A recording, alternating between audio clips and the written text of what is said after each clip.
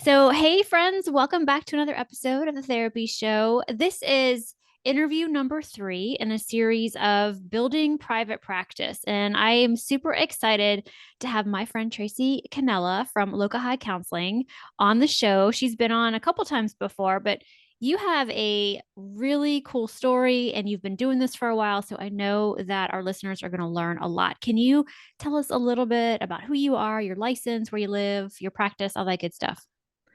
Yeah, so I'm Tracy Kenela, and I'm in Washington State. The capital is Olympia, Washington.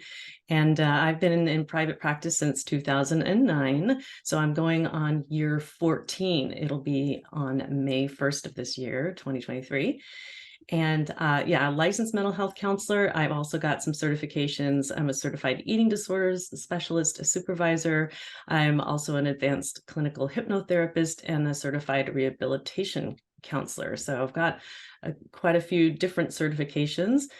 And I treat probably about a third eating disorders, and then the rest is going to be mixed anxiety, depression, and relationship issues. So yeah, I'm really excited to be here and to see you again, Lisa. Yeah, I'm always thrilled to have you on the show. We have good conversations, and you're just inspiring and motivating. And so let's just jump right on in. So you said in private practice since 2009. I know you have an interesting way. Oh, I'm sorry. I know you have an interesting path to getting into the therapy world. So can you take us back to how you got interested in being a therapist? Yeah, so I started out as a wanting to be a musician, a professional musician, performer, and probably would never have gotten to go to college if I hadn't have gotten a music scholarship way back in 1983. And so I went to 2 years of community college. And I guess going back even further than that, I wanted to be a psychiatrist. And we were really super poor, our family was. And again, the only reason I even got to go to college was because of that music scholarship. So I played music for a couple of years and then kind of ran out of money and moved a couple of times, started moving up north. And what I finally did was I got a degree in accounting because that kind of pays the bills. And that was in 1992 is when I graduated and got that degree and worked in the field of accounting and human resources and payroll for pretty much the first part of my career. But I always felt like, wow, Tracy, you have kind of a gift working in payroll. I had a gift about calming people down because they actually, a lot of times when I'd mess up on their paychecks, these people, especially the meat cutters, would come in with their, bloodied white smocks, and they'd be waving their paychecks about holiday pay, double time and a half. I worked that day, and I was always able to kind of soothe them down. So I thought, wow, I must have some sort of a gift of being able to help people. And then I thought about my first dream about being a psychiatrist, and I thought, maybe I should pursue another field of work. And originally wanted to go into human resources, and decided along the way that counseling was just my thing. So that was my zigzag path story, the abridged version. Of course, there was many gaps in there as far as school goes. So it took me 20 years to get a 4-year degree.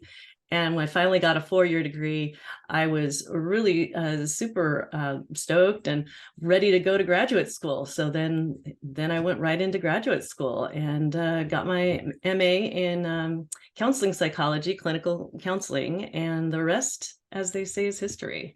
Right. So it sounds like this was like a second career for you. How old were you when you went back and when you finished your undergrad and then went to get your master's? I believe I was 38. Okay. Yeah, it was exactly 20 years after I got my high school diploma that I got my 4-year degree. So Okay. I went to grad school at the age of 38, and there was a lot of people my age in the class. It wasn't like there was a full, like I was in with a bunch of kids. Right. And so anybody out there who thinks that they're too old to go back, that is really a myth. You can go back anytime to school and at any age. Yeah. Yes, that's a great message. It's so true. So how did you make your way into private practice? What was your journey like from once you got your degree and your master's degree and then your license? Like, where did you spend those first couple of years? Yeah, so the practicum part of my licensure, of my graduate degree, the practicum was 9 months long, and that's where you go into the community and you practice and you help. Well, in my case, it was a community mental health organization. And so when I was in there, I told the lady who was my supervisor about my interest in working with eating disorders. And sidebar, the only reason why I was wanting to work with eating disorders is because it was kind of embarrassing. While I was in grad school, I relapsed into anorexia nervosa, which was extra embarrassing for me. Fortunately, we had mandated counseling, and that counselor who I worked with encouraged me to go into the field at first. So then by the time I got to my practicum, I was doing a lot better. And I talked to my supervisor about that. And she introduced me to a lady who I'm still really good friends with today. Her name is Tracy Paisano. And she had been starting her own private practice while also doing this free eating disorder support group in the community. And so she sort of took me under her wing, although she was about maybe 10 or 12 years younger than I was, but she took me under her wing. And I thought, wow, she's really successful at her private practice. She inspired me. So a combination of my own clinical therapist that I was seeing at the time, plus my colleague friend, Stacy, really inspired me to go into the field. Cool. Very cool. Mhm. So did you go into private practice at that point, or how did that come about for you? Well, at the time I was working as an auditor, a counselor auditor at the state Washington Department of Labor and Industries. So I was a vocational counselor auditor. And so I had this stable day job, but I got Fridays off. And so I started by working my 410s at the state. And then on Fridays and Saturdays, I would go in and do therapy. And so how I decided to do that was just moving my schedule at the state around. That's the very first thing I had to do was get the time to Mhm. do it while I'm working another job. Mhm. Even before I got a clinical supervisor to supervise me through my licensure process, I had to find the space in my schedule to actually see clients. Right. And that's important. Yeah, we forget that that's a necessary first step. You can't Yeah. just, you have to find the time to do it, and especially be able to have, this is the way I did it. It's not the way everybody does it, but to have a nice, stable job that you're getting some money, or to have a spouse that is supporting you through it. Mhm. Either way is fine. And I really appreciated the fact that I was able to do it this way. Yeah, I think that's a really good message because a lot of our listeners, they are maybe at an agency or another group practice, and they're thinking they want to go out on their own. And I know that's a big question: is how do I find the time? How do I make the time? So I love how you took your 40-hour a week job and condensed it into 4 days, so you could then. That's really smart. Yeah. It's really a good idea. Yeah, and not every job offers you that opportunity. Yeah, I was just very fortunate to have sure. had a job that Right. offered me that opportunity. Right. Yeah. Yeah, totally. Everybody's situation is going to be unique and different, but that's a really Mhm. important thing to note. So, when you decided to go into private practice, aside from maybe the obstacle of working a 40-hour work week in 4 days and then having 2 days of, you're still working, um, what kind of obstacles did you run into or do you recall running into? Oh my gosh. Well, I felt like I had to do everything in a certain order, and the order being that I needed to have some guidance first. So the very first thing I did after I decided to go into private practice was to get a clinical supervisor. Sure. And then I thought, well, I'm going to be collecting hours toward my license because I'm going to be doing all of the hours collected during my private practice. So all of the hours, are going to be me working with clients in my own business. So a supervisor, and then you have to have an address. I would say get a business license next, but you actually do have to have an address because you can't apply for a business license without an address. So he had to find me an office space to work in. course, that was in the days before COVID and everybody was doing work in their offices, right? Right. It was not the virtual world that we have now. But yeah, you had to get an office. So that was, I think, one of the biggest obstacles. I am a person who really likes aesthetics and likes things to look good. I'm also really big on confidentiality. And so I didn't want to be right next to another counselor's office and hear their conversations and then hear our conversations. So I was really super picky about my office space. So I think that was the biggest obstacle for me. Okay. Okay. I can understand that for sure. Um, Mhm. what do you feel like as you were growing your business, and like you said, this is before the days of the internet, right? Like wasn't social media going, we didn't have it quite just yet. Or maybe we did, it just wasn't like to the extent that it is now. Do you remember what made the biggest impact for you on growing your business, like your marketing efforts when you got started? Yeah, so that's the other thing. Once you find your space, you got to get the people to come or to notice that you're there, right? Right, right. Yeah, so my friend Stacy, again, she turned me on to this website builder called, and back then it was called register.com. And so it's a do-it-yourself website builder. And I spent hours building my website, getting it just perfect before Mhm. I launched it and went live with it and everything. And once you have a website, you can get your business cards made and you can give people your cards. And that's how I did it. So Mhm. I built my website and it was perfect. In fact, when they upgraded to web.com, I was so sad because that original website was the one I wanted to keep forever and ever, you know. But it was not to last, actually, probably more than a couple of years, and I had to rebuild it again. So, yeah, so that's what I did. And then I got myself listed on Psychology Today, which I think a lot of counselors do. They gave you, oh, I don't remember, was it 90 days free? It was something free to lure you in. And I ended up getting so many phone calls from Psychology Today. Just, and you can tell which ones they are because they send you an email and a text message and it says Psychology Today. And so I did that and I got my first phone call, my first client in my office, and I was so nervous. um, but after that first one, I thought, man, I really like this. I think I can do this. And it was great. I mean, obviously, being in private practice is on the clinical side another topic, but the business part of it really did have to be done in a certain order. Mhm. Get the time, get a supervisor, get your address, Mhm. business license, and your, oh yeah, I forgot to mention the liability insurance. You can't even start to practice without your liability insurance as well. Oh yeah. Oh yeah, that's super important. Yeah. Super, super important. And then you have to have your paperwork, all your everything laid out and like how you're going to process your I'm sorry, your like fees for service. Do you take insurance? Did you take insurance? Or do you take insurance?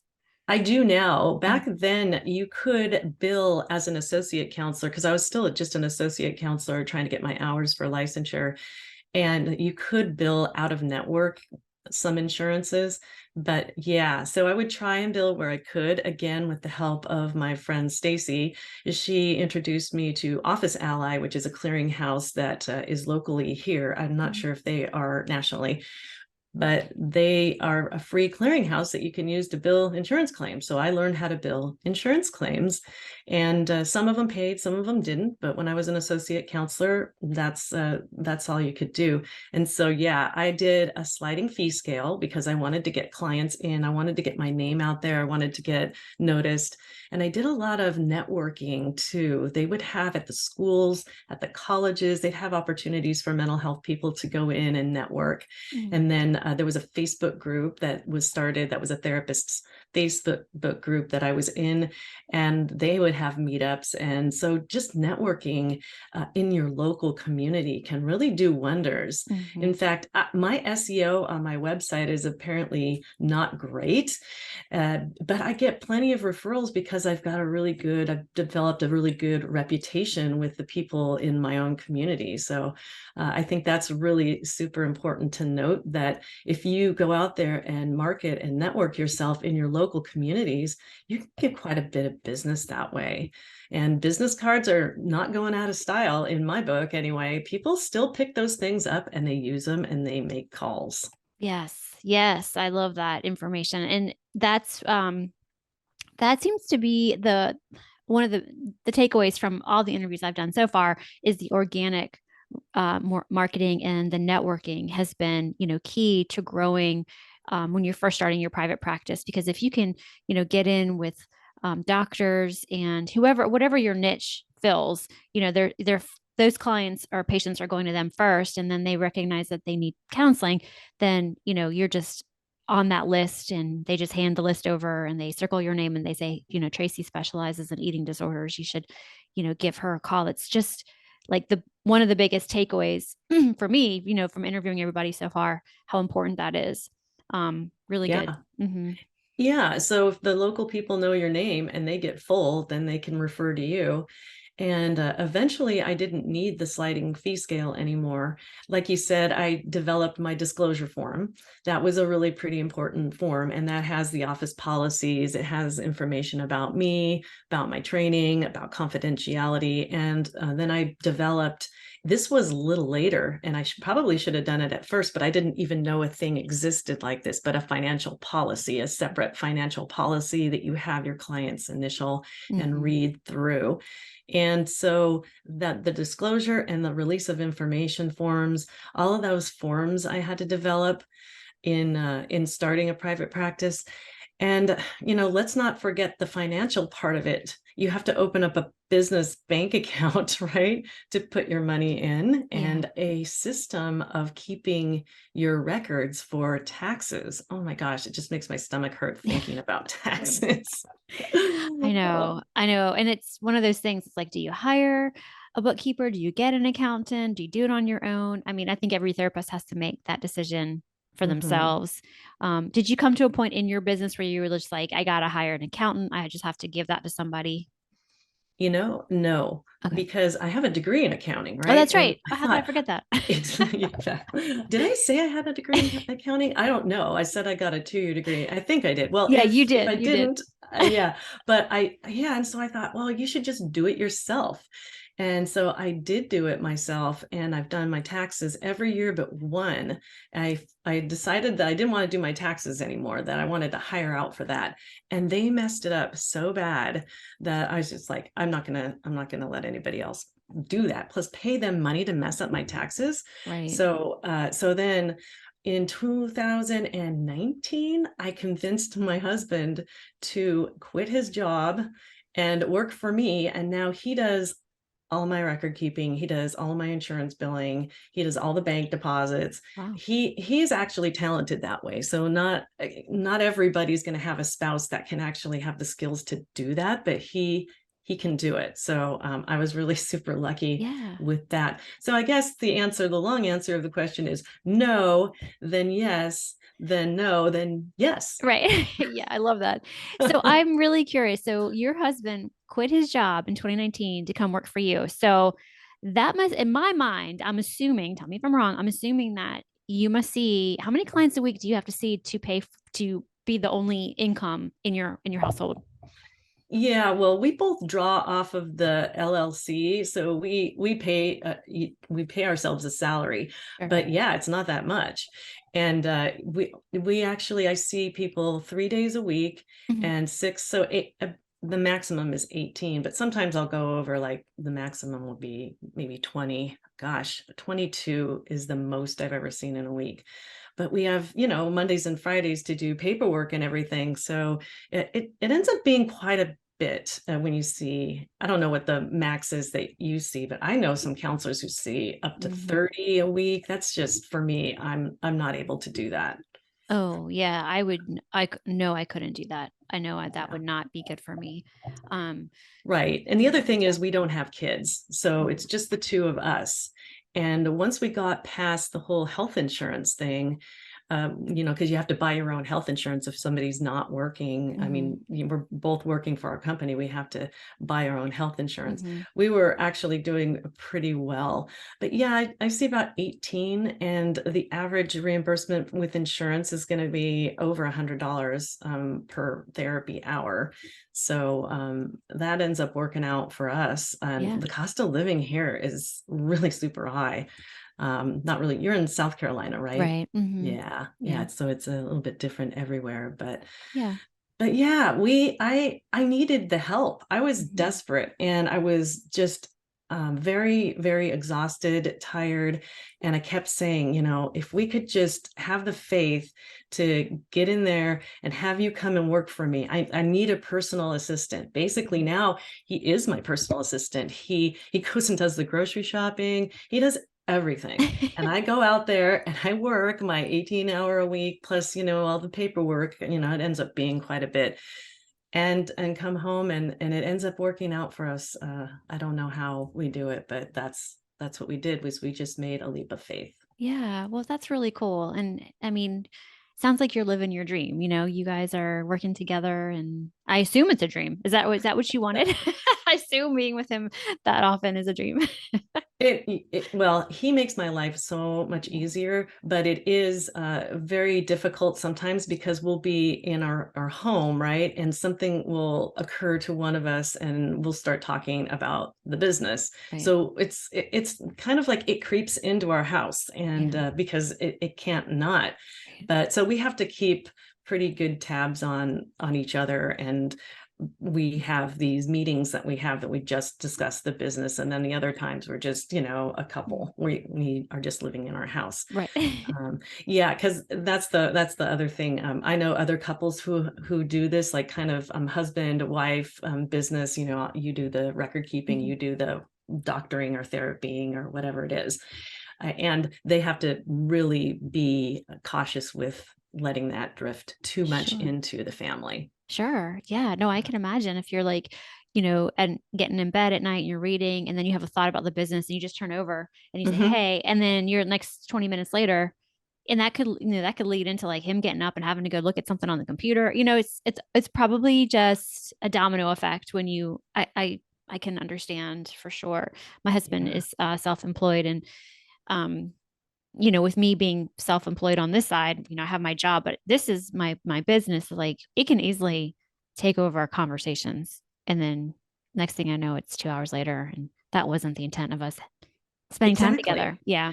Yeah, exactly what you said too. Hmm. And because then he'd go down to his computer, and then we were Hmm. all in this business headspace, and then it gets to be too much. Yeah. Like, where are we actually living our lives beyond business? So we Right. really have to keep an eye on ourselves, Yeah. because that definitely happens. We don't do it perfectly, but we do try to keep it on the straight and narrow, and just in these certain time blocks, especially like in the mornings before I leave to go do therapy.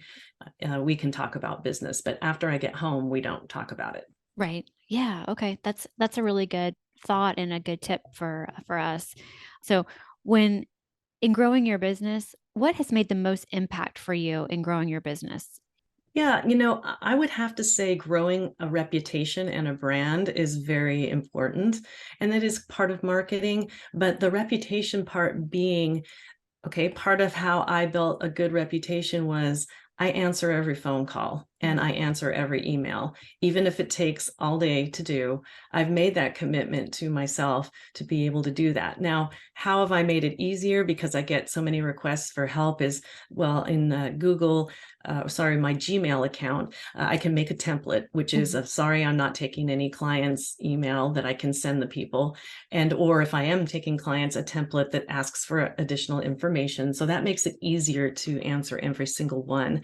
I've put on my voicemail greeting that I'm not taking any new clients. And so that cuts down of the number of voicemails I receive and have to return, but people still leave voicemails anyway. And I do return every voicemail Wow. that, yeah. And that is one of the reasons why I think I developed a really good reputation as a therapist, not just doing really good therapy work, but actually conducting business very professionally and getting back to people. In fact, my husband, he was at a bank one time just making a deposit for me, and the teller at the bank said, "Oh, I know her. I called her one time and she returned my phone call when nobody else did." It was just random. And the only reason that she knew was because my name was on the check. Mm-hmm. And she says, "Oh, wow." And she really appreciated that. And a lot of people out there really appreciate it when you return those phone Yeah. calls. That's really interesting that you bring that up because I had an experience actually just this past week. I got a phone call to my personal number and I answered it and it was somebody saying, "Yes, I'd like to make an appointment for family therapy." And it just took me by surprise for a second because I said, "Oh, well, first of all, I had my personal number, so I just was confused." And I said, "Oh, I'm sorry, I'm not taking new clients right now." I said, "But I'm really curious how you got my number." And he said, "I'm looking at this website right now." And it was like that healthgrades.com, Yeah. and I'm on that thing and it had my personal number. So aside from that, but I said, "I'm not taking any." I said, "Well, tell me a little bit about what you're looking for. Maybe I can point you in the right direction." I mean, I could have easily just said, "I'm sorry, I'm not taking anybody," and just, good luck. But he told me a little bit and I said, "Okay, this is where I want to point you in the direction.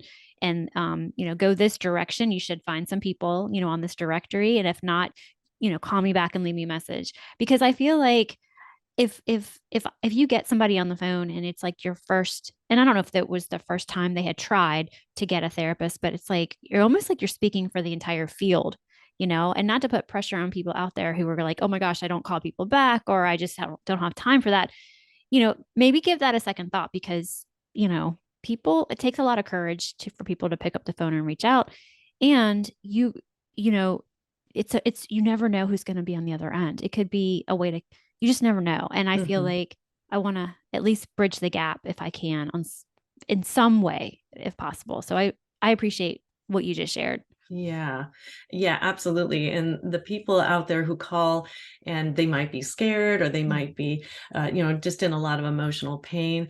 And it's always good to give at least three Mm-hmm. sources of referral to them. And yeah, that's exactly what you do, Mm-hmm. in my opinion. Yeah. And that way they're not left without any resources. Even my email template has a lot of different resources. It directs them to my website where I have a lot of free resources that you can get, some self-help resources while you wait to be able to get a counselor. Yeah, you really want to give the people out there as many resources as possible to access while Mm. they're trying to get into Yeah. counseling as well. Yeah. Okay. Yeah. Um, So, looking back over your time in private practice, is there anything that you wish you had done differently as you got started or grew your practice? I'm looking back at it and I didn't do it perfectly, but I did it darn near close. And I don't know if that was just dumb luck or what, but it just seemed to happen magically and organically. And I don't know that I would ever have started a private practice without the help of the people in my life. And then the other part of it was is my grandmother had passed away in 2008 and had left me a little bit of money, and I thought, well, if I can start this business up in my grandma's name, how could it Oh, fail? I think it was the energy with which I used that money to start the private practice that really helped me have the confidence to go out there and do it. So maybe if anybody's in that same position, if you can start a practice and even in the honor of a deceased pet, yeah. a beloved pet that has passed on, you can start a practice in their honor, or a relative that you love and has passed on, or even in somebody, in anybody's honor that's still alive. Right. If you don't want to do it for yourself, you can do it for somebody else or for the good of our communities. Mm. Too. I want to make it my mission to start to inspire people to get out there and start to help people and use, like you say, your good stuff and put Yeah. your good stuff out there. Well, that is some good stuff. I like how you took that energy from that inheritance and turned it into, in her honor. And she's probably blessing you from above with like all the good stuff that you've done over the years. That's really cool, Tracy. Yeah. Was there anything else though, looking back that you want to share, or something that you weren't expecting that came up, or anything like that? Yeah, well, I think okay, one of the things I tried but didn't exactly succeed at was a group practice that had employees that were therapists. Now, my employee, that is my husband, that is successful, but the therapists, I think if I had to do it over again, I probably would never have even gone into the group practice part of it, because for me, just keeping somebody around, it was, and sharing office space with them, you know, I think I probably wouldn't have done that. It was, some people have the knack for it. I just apparently didn't.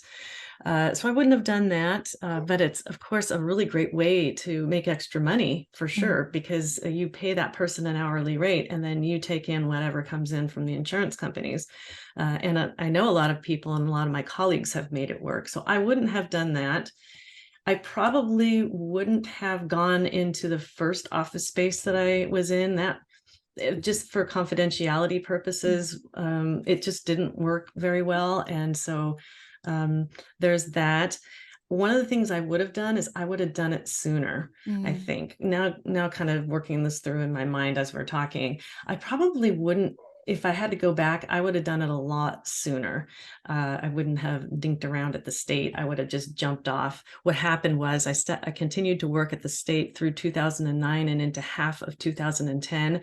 And I asked the state if I could go half-time, and they said no. And so I said, okay, I guess I quit. And then they said, okay, well, I guess you can go half-time.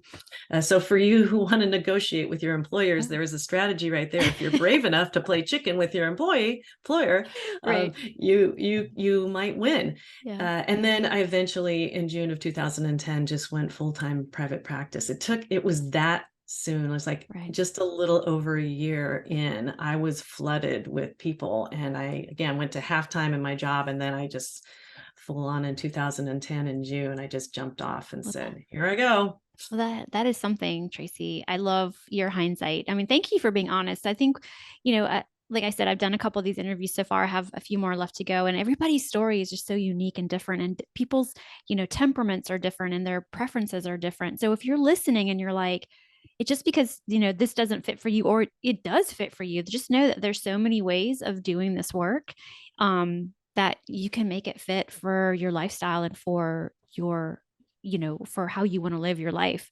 I think this has just been so great.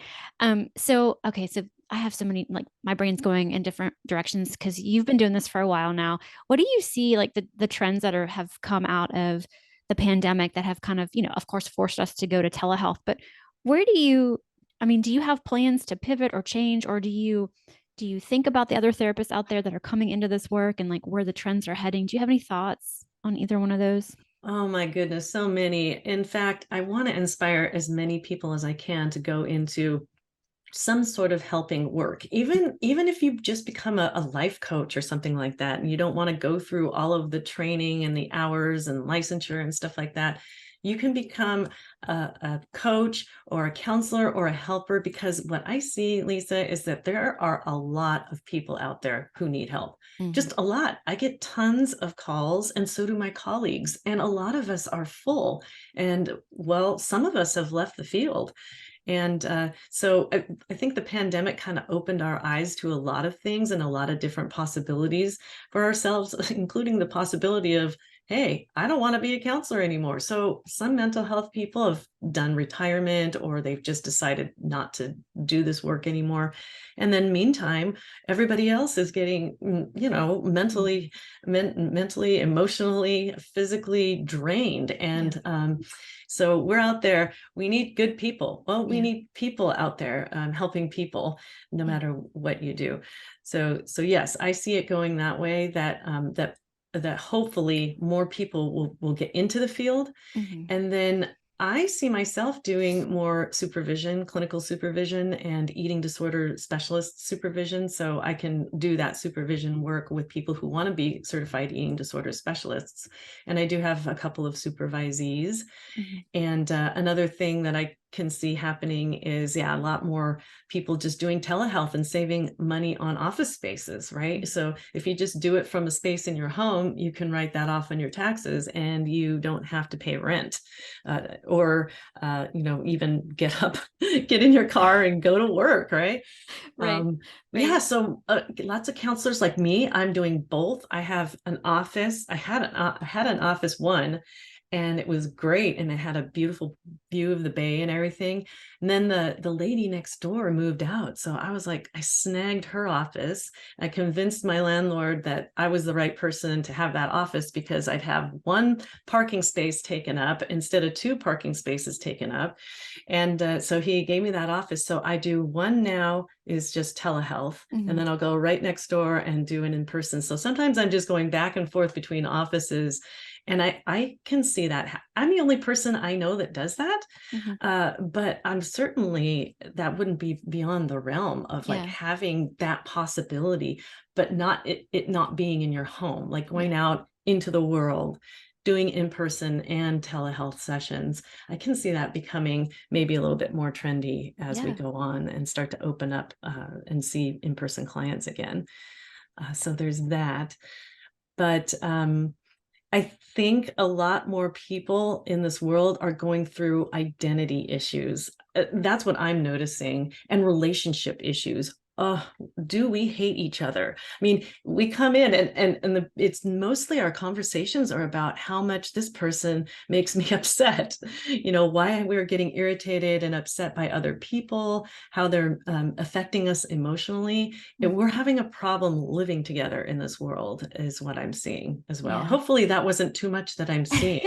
No, I no. don't have a crystal ball, but I think that we need to learn to get along, guys, Yeah. or at least try not to hurt each other. If you don't want to help each other, try not to hurt each other. Yeah, I like that tip. I noticed that a good bit too. I think social media hasn't helped that, and I think we have too much time on our hands that we can spend going down the rabbit holes of people who don't agree with us, and so we want to, we gonna get all emotionally reactive, and they don't know you. Like, why are you letting somebody who you don't know live in your head rent free, right? I mean, I know that you and I like get that, but it is hard. It is hard to turn those things off because it's like you want to use it to stay in touch with people and see what's going on, but then you get triggered when you I can relate with social media, but Yeah. yeah, that's a really interesting thought. And just kind of like the view from above is we're not getting along. That's Mhm. like the big picture.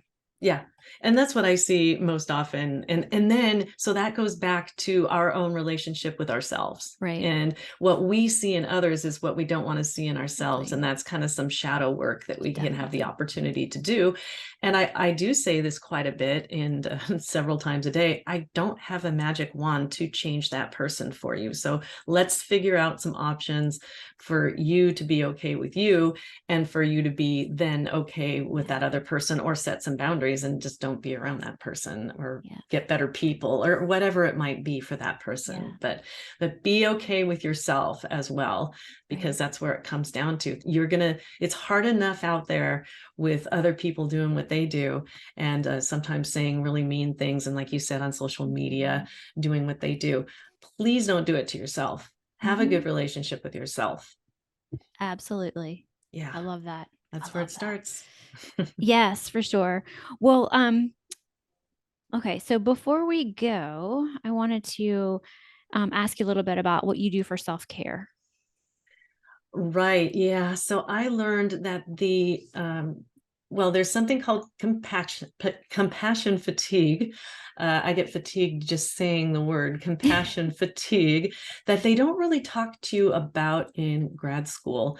And what it is you have to be somewhat empathic to enter into the client's world. And when you do that, you kind of enter into their emotional space, which can be very draining on your own resources. So you have to be really super careful to keep a bit of a boundary there.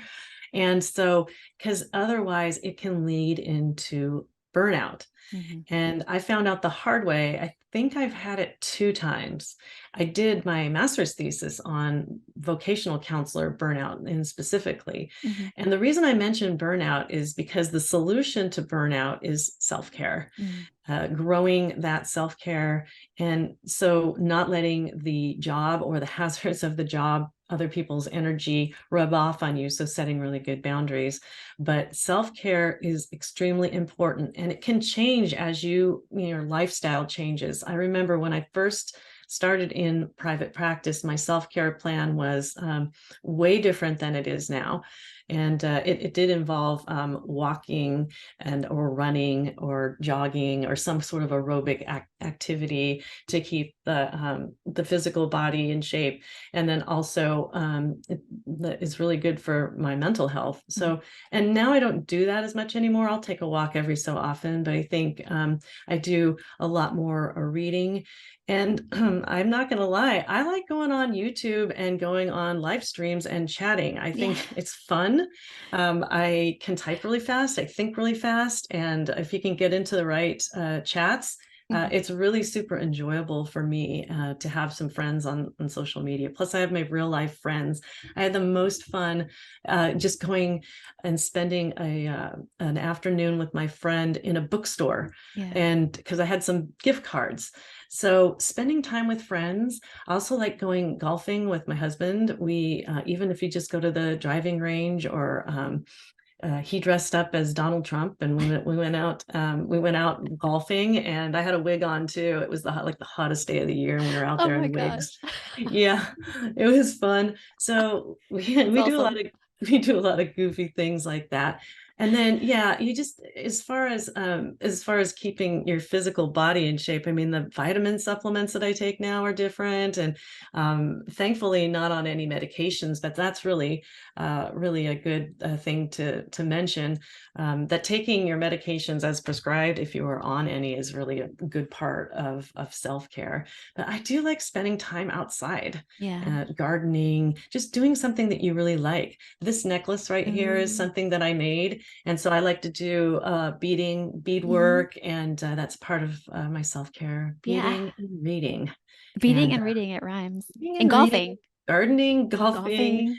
taking an occasional Yeah. walk, staying outside, being with friends. It's Yeah. all good, And I still have the bracelet that she made me. And my daughter was asking me the other day, she's like, "Where did this come from?" I was like, "Oh, my friend Tracy made it." Oh, that's right. I And your forgot I'd sent cards. it. Yeah, Yeah, and those yeah, the cards. cards. We Yeah, have those. yeah. So I love it. I love how you have varied interests, and you are very congruent in who you are and very authentic. And I want to encourage people to go and check out your YouTube channel, because Oh my gosh. I caught some of your new one where you were talking with John Deloney. I love that. I need to watch the whole thing, but like the difference between what he does, like coaching versus counseling. And it was great. I mean, it's so true. I like John a lot. I think he gives some good advice, but that's what it is. It's advice. So Yeah, and I forgot to mention music. I Oh still yeah. play music, and I've been writing songs. I've been writing some. One of them's on my YouTube channel. It's a kind of a music video that I Mhm. did.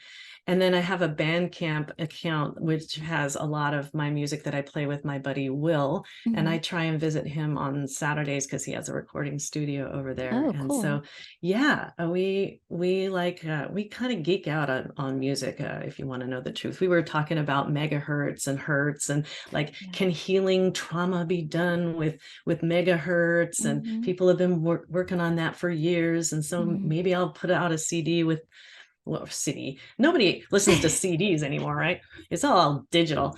So That's maybe awesome. I'll put out some musical Right. whatever about like heal your trauma with ease. And Yeah. so I can see myself doing something like that, something Yeah. geeky like that. And that's all self-care right there. Yeah. Yeah. Okay. Well, this is so fun. And then my last question, have you taken any continuing education that you recommend, that you want to let our listeners know about? Well, the most recent continuing ed class that I took was I went to the symposium for the International Association of Eating Disorders Professionals, IADEP, and they had a lot of really good courses that were on diversity, and a lot of the language that we speak now, and the things about, is this racist? Is this not racist? All this stuff comes into play. And as we do our jobs with as counselors, ethically got to kind of know where we're at. So this was a really cool course that had a combination of ethics and diversity in it. I cannot remember what it was called, but I took it at the IADEP symposium. It was online, virtual, and probably about last year. So I'd probably better my birthday's coming up. I got to renew my licensure. My CEUs are going to be due. So I got to get on that. So I hear you, sister. I'm right there with you. It's so funny. Like I create them and then I'm like the last one probably to actually get them done. Exactly. But I'll tell you, I've been doing some live webinars through PESI recently, and some good stuff out there. So I was impressed with the last one that I did. I'm going to do one this week on anxiety.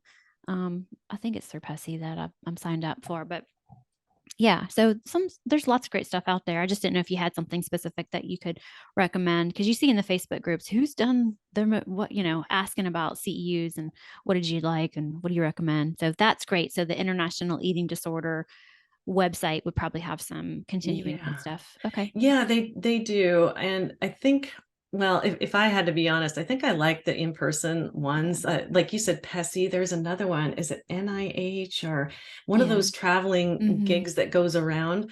There was a really good one on mindfulness and eating. And that one was, gosh, I want to say 2 or 3 years ago. So that was kind of old, but it was great. I really appreciated spending the time with real people and all that stuff. So we love real people. We love being in. Some people don't. My clients don't. Yeah, some of your clients don't like people. Don't like the people in their lives. I'm sorry, I don't have that magic wand to wave. Right. That's so hard, Well, I'm glad they have you to work that out with. So. Oh my gosh, there was a good one, suicide prevention. One that was through, oh my gosh, I'm blanking on the name. It's through these guys in Oregon, and he does a really good job. Eric Strom, if you ever have a chance to take a class, that Eric Strom is an attorney and a licensed mental health counselor in Washington State. He does a lot of ethics presentations. He's very interesting. He's super smart, and he's also a licensed mental health counselor. So any kind of questions you have for Eric about ethics, he probably will cover in one of his, and they're all virtual now. So anybody can, and he's great to see in person, but all of his stuff is virtual now. So if I were to recommend anybody wanting to have fun with ethics, then Eric Strom is your man. Yeah. Okay. Well, I'll see if I can find him and put him in the show notes for folks to check out. Well, Tracy, thank you so much for being on the show. I'll put your YouTube channel in the show notes and your website, and anything else you want me to add in, just let me know, and we'll get, if people want to connect with you, we'll make sure they know how to do that in the show notes. Awesome. Right. I'll give you a link to my Bandcamp. I'll go ahead and email you that so that you can put them in there too. Awesome. Get the music going around. Well, thanks again for being here. It's just great to see you and reconnect with you. Well, that wraps up another episode of The Therapy Show with Lisa Mustard. I know there are hundreds of thousands of podcasts out there, and I'm thankful you've chosen to listen to mine. Be sure to visit lisamustard.com to access the show notes and discover more fantastic content. And I'd be grateful if you subscribe to the show. Thank you.